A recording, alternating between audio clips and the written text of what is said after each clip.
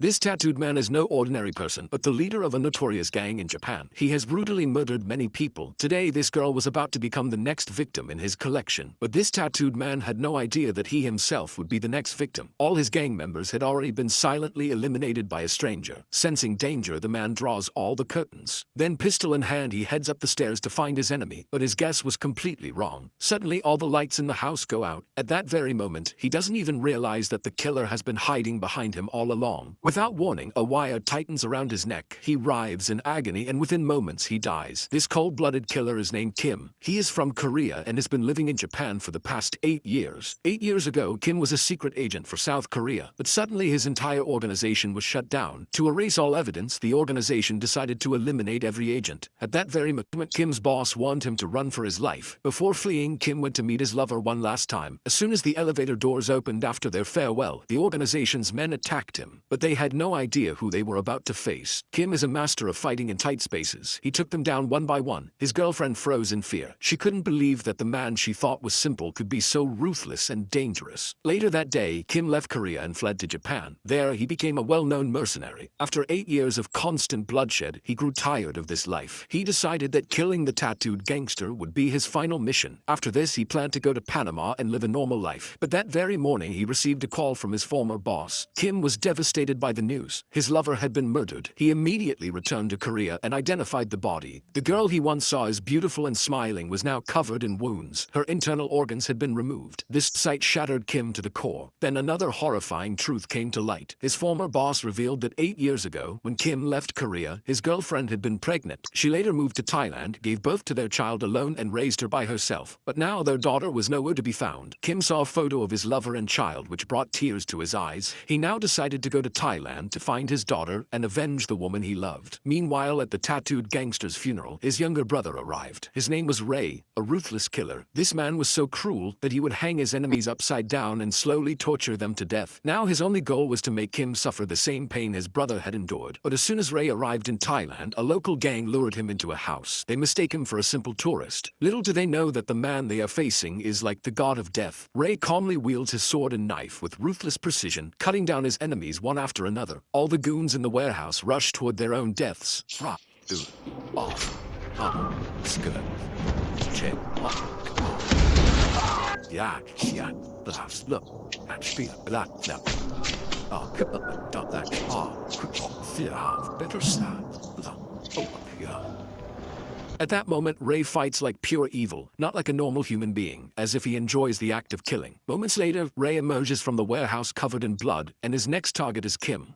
Meanwhile, Kim finally tracks down the men who brutalized his wife. These men call themselves real estate agents, but in reality they are extremely dangerous criminals who target wealthy individuals. Kim's wife was also their victim. When they learned she was wealthy, they conspired with the nanny to kidnap her daughter for ransom. But as soon as they received the money, these monsters revealed their true intentions. They sold the girl to organ traffickers. Kim understands that such people do not deserve to live in this world. Without showing any emotion, he cuts off the man's fingers and demands information about his daughter. But the answer he receives shatters him. The man claims, "The nanny killed your daughter." Hearing this, Kim is devastated. The pain feels like a knife stabbing into his heart. After this, he refuses to let that vile man live. But the story is not over yet. Next comes the wicked nanny. Kim wastes no time and quickly tracks them down. He ties both husband and wife to chairs. Kim grabs the man's hand and cuts off his finger right in front of his wife's eyes. The woman collapses in horror. Terrified, she finally tells the truth. Kim's daughter is still alive. The nanny sold her to organ traffickers in Thailand. However, there is one problem. Kim does not know Thai, so he hires a strange but clever man named Joji. Joji is the kind of person who would do anything for money. He pretends to have undergone a gender change and poses as an organ buyer. Together they travel to Thailand. The smugglers take them to a building where many innocent children are being held captive. The traffickers say they can sell organs from whichever child the buyers choose. They tell Kim to pick any child he wants. Kim carefully looks at each child, but his daughter is nowhere to be found. He tells the sellers, "I want the organ of a Korean girl." They respond, "There was a Korean girl yesterday, but someone already bought her organs. She has been sent for surgery." Kim's heart sinks. He breaks down the door and shows the children a picture, asking if they have seen the girl. Just then a boy whispers, "Yes, she came with me in the same car, but she was taken away first." Kim lifts the boy's shirt and sees a deep surgical mark. This means an organ has already been removed from the boy's body. The sight shakes Kim to the core. His anger reaches its peak when suddenly the goons arrive at the door. Kim does not want to waste a single moment. In a few precise moves, he kills all the goons standing in front of him. Then he questions questions the remaining children, asking, "Where was my daughter taken?" Just then, the same boy who helped earlier steps forward and names a location. He says she will be taken there for surgery. Kim is about to take the child with him when suddenly a dead body is seen lying at the end of the corridor. In fact, Ray had already reached there. Without delay, Kim hands the child to Joji, tells him to run with her, and turns back. Now two monsters stand face to face. Every move they make is meant to kill. Neither of them hesitates for even a moment. But Kim knows his daughter is still in danger. He does not want to drag out the fight. Seeing an opportunity, he pushes Ray out of the corridor. Then he slams the door shut and locks it. Outside, Ray grits his teeth in anger. Kim breaks a window, jumps out, and escapes. After some time, he reaches the place the child had mentioned. Stopping in front of the building, he climbs the opposite structure to look inside. That is when he sees his daughter for the first time. Kim's eyes fill with tears. But the moment of happiness does not last long. The thugs quickly put the girl into a car and take her toward the operations center. Kim immediately starts a car and begins chasing them.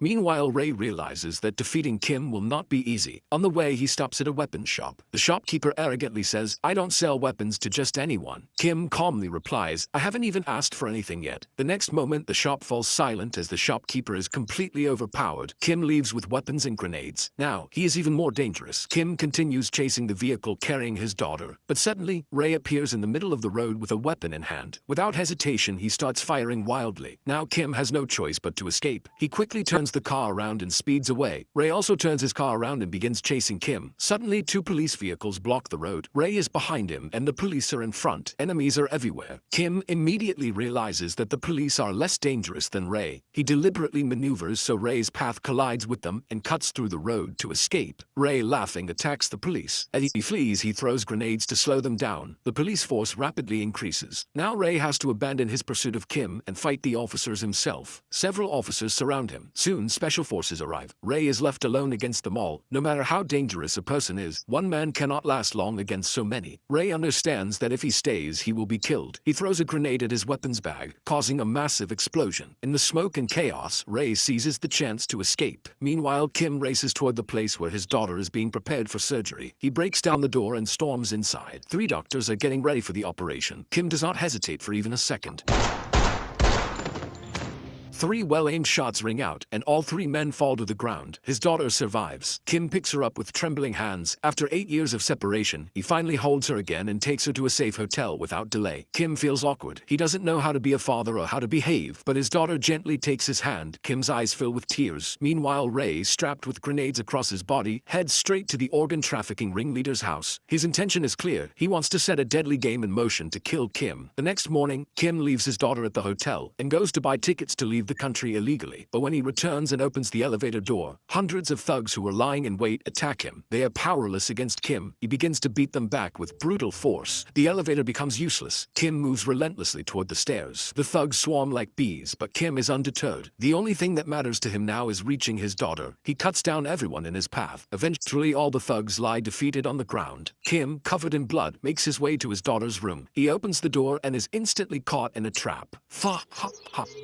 This was Ray's real plan. This time there is no escape. A thug attacks him from behind, throws him to the ground, and restrains him. With a trembling voice, Kim says only one thing: "Leave my daughter. Give me whatever punishment you want." But Ray laughs. There is no trace of humanity in his eyes. He wants to wipe out not just Kim, but his entire bloodline. Kim tries to get up in anger, but he is attacked again from behind. This time he loses consciousness. Ray dismisses all his men. He wants to enjoy this final act alone. He orders Kim to be taken to a specific location, and his daughter is taken along, locked inside a suitcase. For him, this is not just revenge. It is a game, and the final round is about to begin. As Ray transports Kim, preparing for his final revenge, Joji witnesses everything from the basement. He speeds his car forward and crashes into Ray's vehicle. The car flips into the air and Kim is freed. Without stopping, Kim takes a shortcut. Now, the only thing on his mind is his daughter. Within moments, he intercepts Ray's car. He fires directly at the glass. The window shatters and Kim jumps into the moving vehicle. A fierce fight erupts inside the car. The two clash violently. Although Kim is known as a master of close combat, Ray is no ordinary opponent. Neither can overpower the other completely. The car smashes through everything on the road before hitting a curb and overturning. Kim immediately runs to the suitcase. He finds that his daughter is alive, but at that very moment, Ray stabs him in the back. Still, Kim does not stop. With trembling hands, he grabs a grenade and throws it under the car, causing a massive explosion. The vehicle flips several times. Kim holds onto his daughter with all his strength, trying to protect her. Just then, Joji arrives and pulls the girl out safely, but Ray is still alive. He stabs Kim again and again. Kim is no longer fighting. He is only looking at his daughter. Regret, forgiveness, and love fill his eyes.